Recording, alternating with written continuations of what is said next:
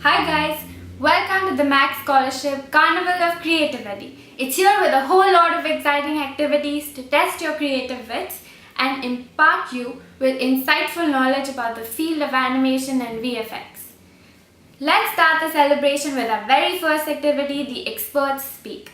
Today with us, we have two very prominent people from this industry, National Award winner Mr. Pete Draper and the father of Indian animation, Mohan sir. Let's open with the man who gave Maki, an ordinary mosquito, a character and an emotion, who brought the idea of Robo to life. The founder and VFX head at Makuta Studios, Mr. Pete Draper. Before we speak to the man himself, let's see some of his inspiring work.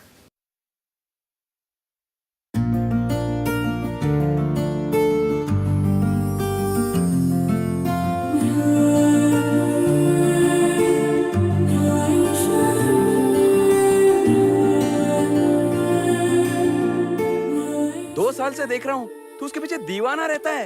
अरे वो तुझे देखती भी नहीं है यार। अरे अरे अरे अरे अरे अरे अरे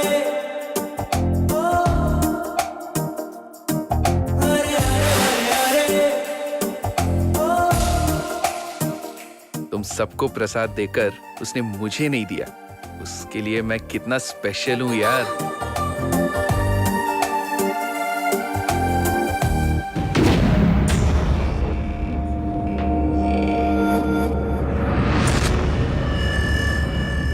मुझे मारेगा? बिंदु के पास भी गए तो मार दूंगा। I love you.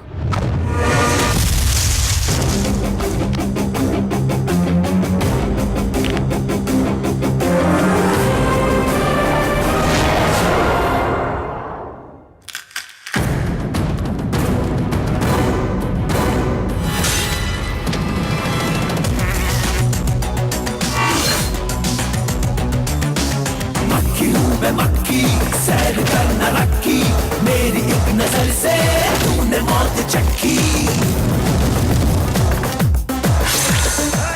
मक्खी मक्खी मक्खी पीसी मक्खी तुम्हें इतना पागल कर रही है क्या? पीती मक्खी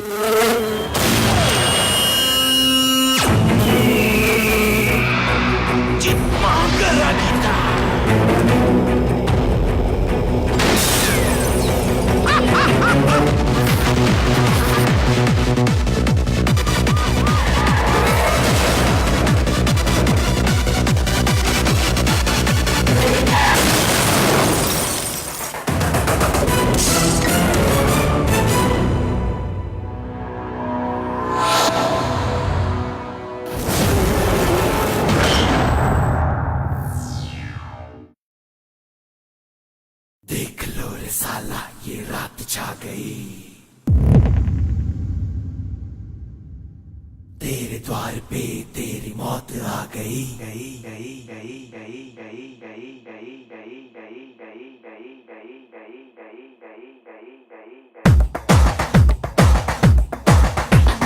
My name is Nani, ಈಗ ನೈತಿಕಾನಿ ಗುಂಡೆల్లో పేలనున్న nuclear missile. My name is Nani, ಈಗ ನೈತಿಕಾನಿ గుండెల్లో పేలనున్న న్యూక్లియర్ మిసైల్. నీ రేంజ్ పెద్దదవని నా సైజు చిన్నదవని ఈ కింగ్డమ్ నే కూల్చుకుంటే కాన్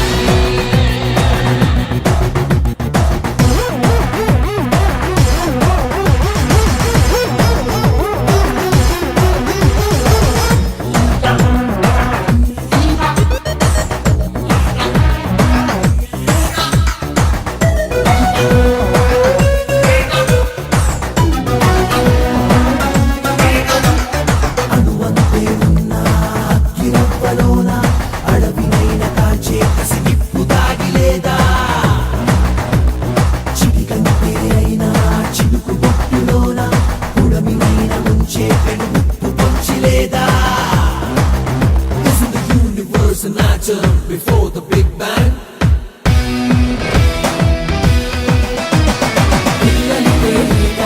मुझे क्या करेगा अन्यमा फेर फीगा हुआ मुली चलोगा विश्वासलो न दूरी पोन मयो मयस्लागा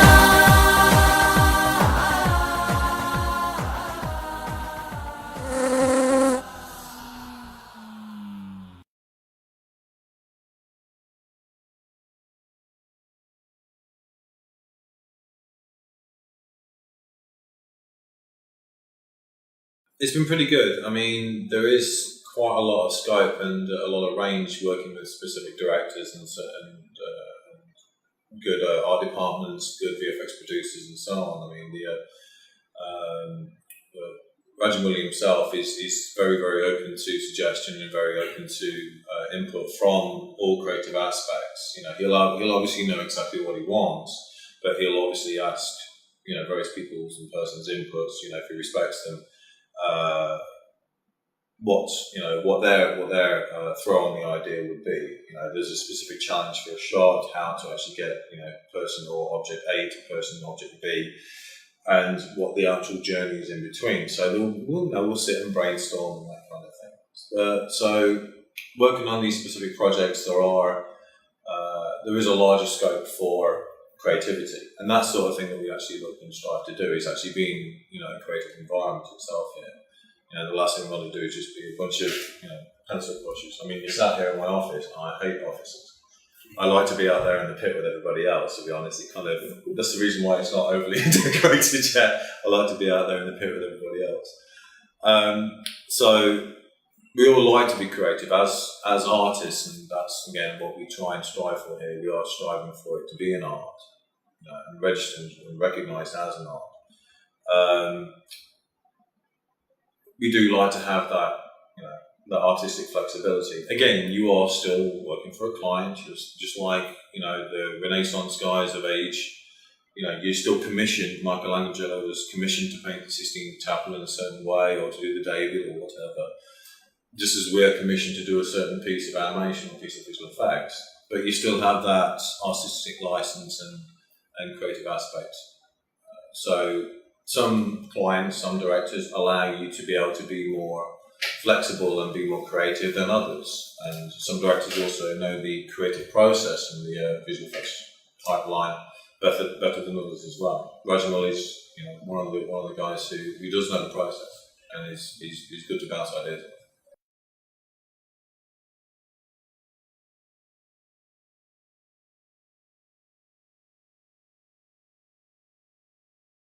I believe so. Yeah, it's a combination of several factors. Number one is the individuals doing the art itself, and whether or not they're classing it as an art form, or whether or not they're just classing it as just another job. If those people who are actually getting into this line of work are classing it as just a job, then we're going to get nowhere. We're going to be staying exactly where we are, and we won't progress, because people will just come in, do their thing, and then not progress. It simply will not progress to the next level. Now, if an individual comes into a course or to a career like this and treats it as an art form, which basically means you are constantly self-developing, constantly throughout your entire career, you try and learn something new every day and try and develop yourself, then we will improve. Without a shadow of a doubt, we will improve.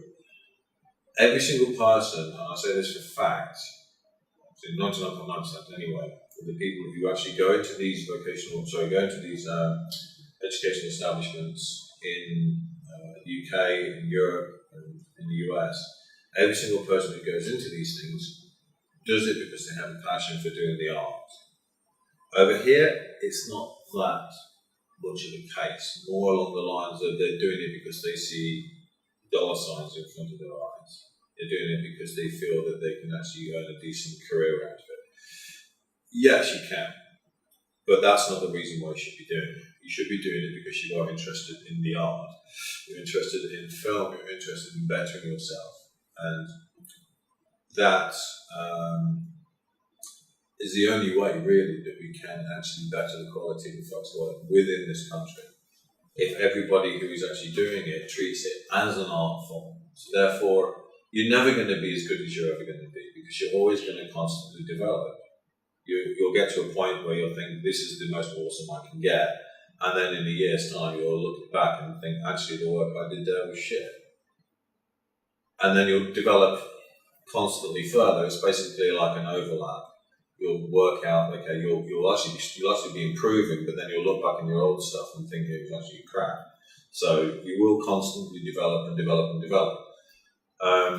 I try and learn something new every day with regards to this, whether or not it's, you know, the actual pipeline process itself, whether or not it's, you know, technical aspects within comp work or computational fluid dynamics or whatever it may be. You're always trying to learn something new. Even sat behind a desk and whatever, like I say, I hate being out here, I like being in the pit. So I'm constantly interacting with the artists and to try and get them to excel and trying to get the creativity into those guys and so they know what they've done well compared to what they used to do previously. You know, and it is a constant analytical advancement of, you know, checking your stuff and seeing what you used to do and constantly compare and contrast. Where I did well, okay, great. And it's art, so you learn from your mistakes. You know, there's no wrong way of doing something. As far as the creativity aspect of it over here is concerned, what we all need to do is to try and instill that into the students. The lecturers, the companies all need to try and instill that creativity and sense that they need to constantly self-develop, and they should be under no illusion that anything that they learn at any institution or any establishment should be that it's like akin to your driving test. You know the bare minimum not to die on the road. So in essence, you know the techniques and you know the tools, but that creativity itself can only be something that can be learned from experience, just constantly developed over time. So just like you become a better driver over time, you become a better artist over time. So that's really how it should be the message to be put across to them. You're never going to be as good as you think you're going to be, ever. Simple as that. You know, there's no point in trying in that respect. But you can constantly advance and try and improve yourself, because your perception of the level that you think you want to be is always going to be one step ahead of what you currently are. Doesn't matter where you are in the on the bell curve, you're always going to be one step behind of where you want to be. So you'll never reach that level. You'll never reach that that level. But that's a good thing, because you'll always constantly aspire to be higher than you currently are, and that's really what needs to be instigated and injected into students. The guys who are coming out of these institutions now, like MAAC, etc. We do that, and they sit and run with that. Then you're improving the quality of the effects work overall in the country. We can start churning out some better, some much better works. I mean, in recent times there has been some, pretty decent work. There's been some not so decent work, name a fair few, but there's been some very, very good stuff as well that's come out of a lot of studios, and that's good. Even if we haven't done it ourselves as a studio, we haven't done that specific work which has come out recently, which is great, because that, in essence, inspires us to do better still. So it's always this constant, trying to outdo the competition sort of thing, and that's pretty cool. If you can do that, then you've always got that, again, that aspiration to better. So that's got to be instilled right from the get-go.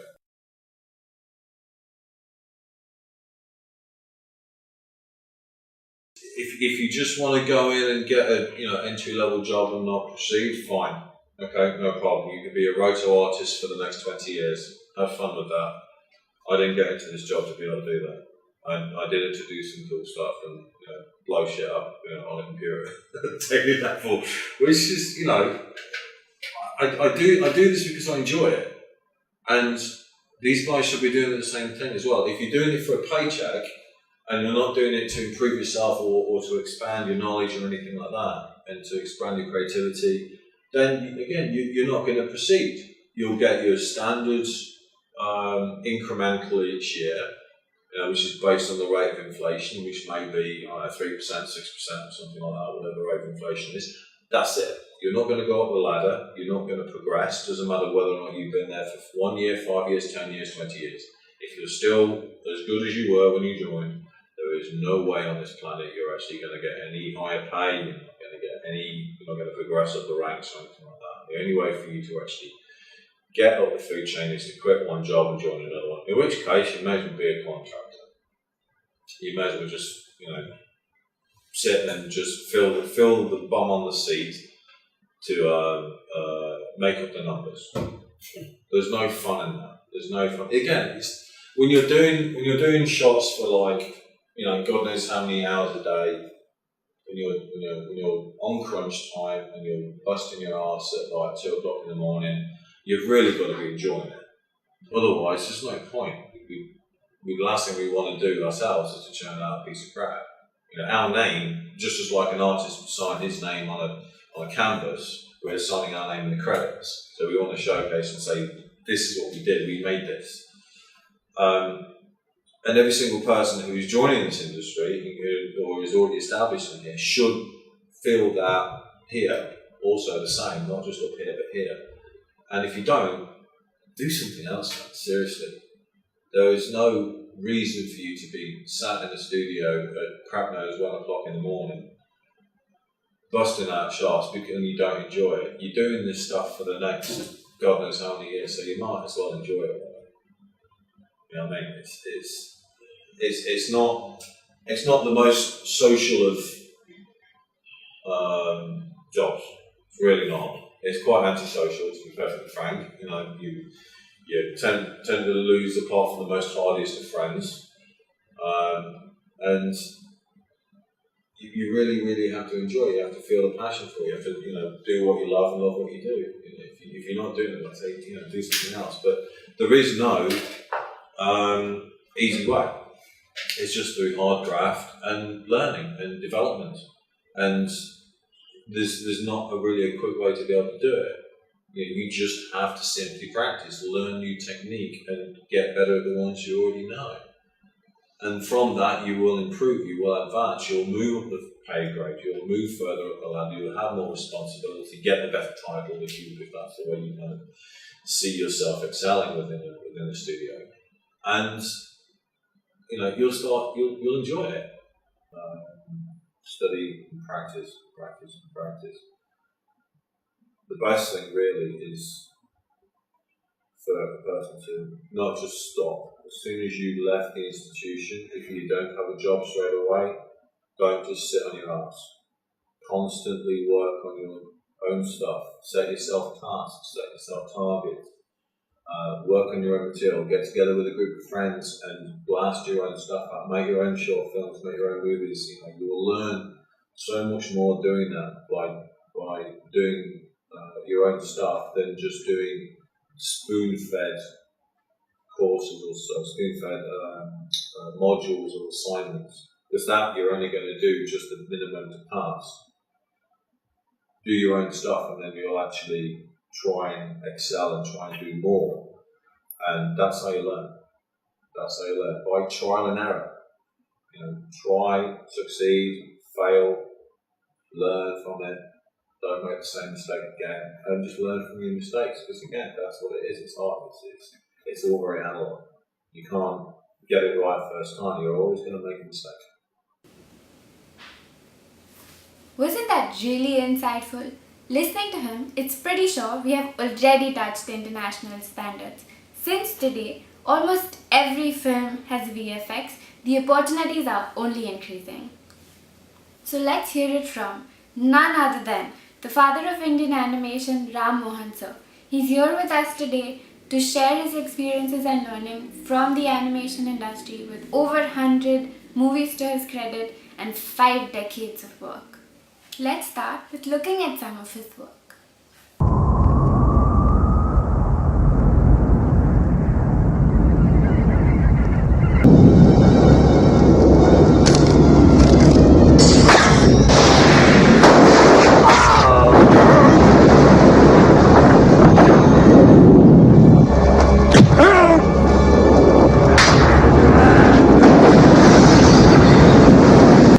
Come on, Ram. Fight! So be it, Ravan. Fight.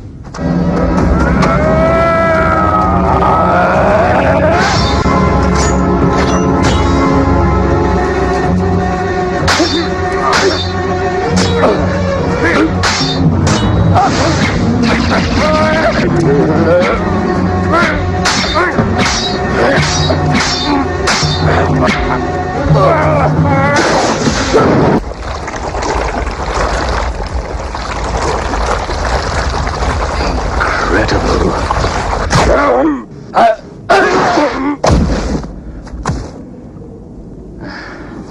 Now he's dead.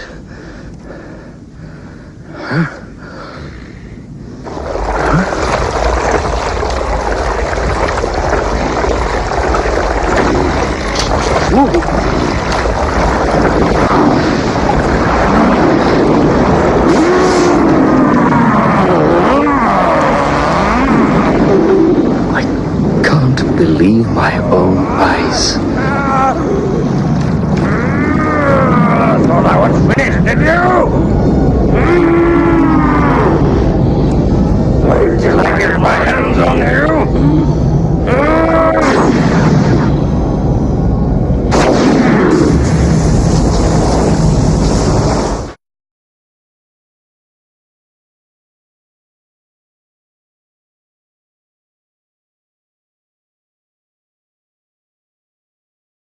See, when I came to Bombay, I came here to learn physics, molecular spectroscopy. In fact, I had no idea of joining animation as a profession. There wasn't any animation as a profession at that time.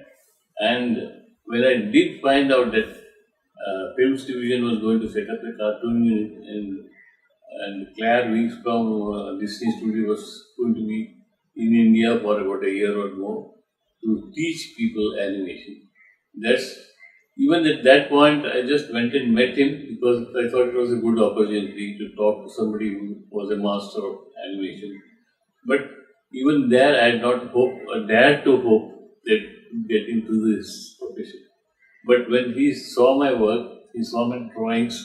I had not done the animation. He saw my cartoons, drawings, and he liked my work. And he said, "Why don't you apply and get in?" And that is how, in fact, I just walked into the animation profession with no particular intentions or any great dreams.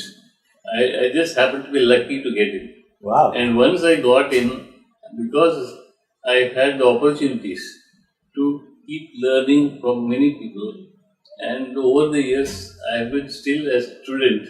I have learned, and I think I have learned enough to make a living.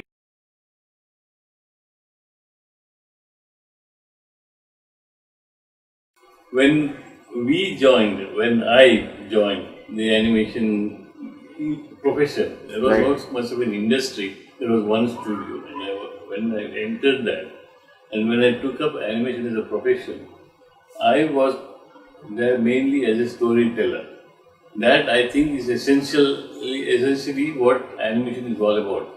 Be a good storyteller, and to become one, don't be in a big rush. Take your time. Be patient, work hard, learn the medium properly, know how to use it, and then make films.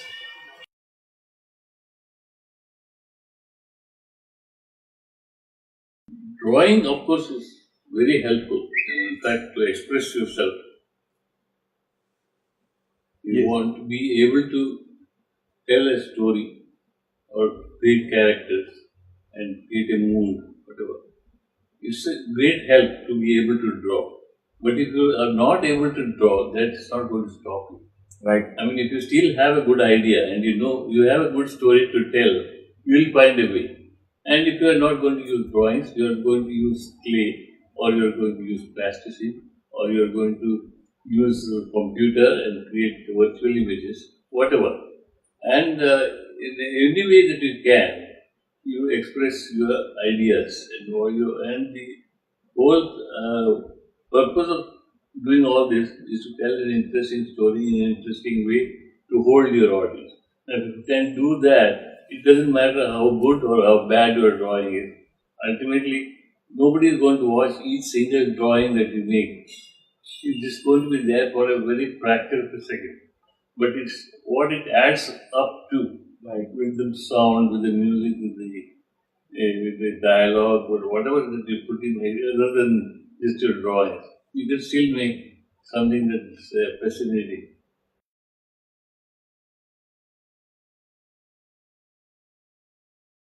Well, actually, in India, unfortunately, it has not helped people very much.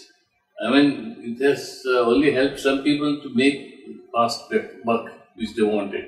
I mean, you can learn a simple thing like modeling or just rigging. One small aspect of animation filmmaking, something that you specialize, you get a job in a studio, you're part of a production line, you're one cog in the machine, but you can make a living out of that. But doesn't make you a complete animator. You are not you are not going to be a storyteller. Right. So you have to be a little more than just a technician, just doing one small part of the entire production process. So I think some people have become so dependent on the computer, for example. They know how to operate the computer, the software, but if they have to use it creatively in a way that has not been done before, or something new, something different, I don't think they would be able to handle that. Because they are so dependent on the computer, and they would let the computer make decisions rather than telling the computer what to do. It's the other way around.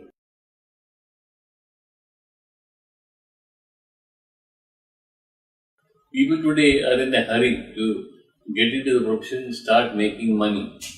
That is what most people enter films, particularly animation films today.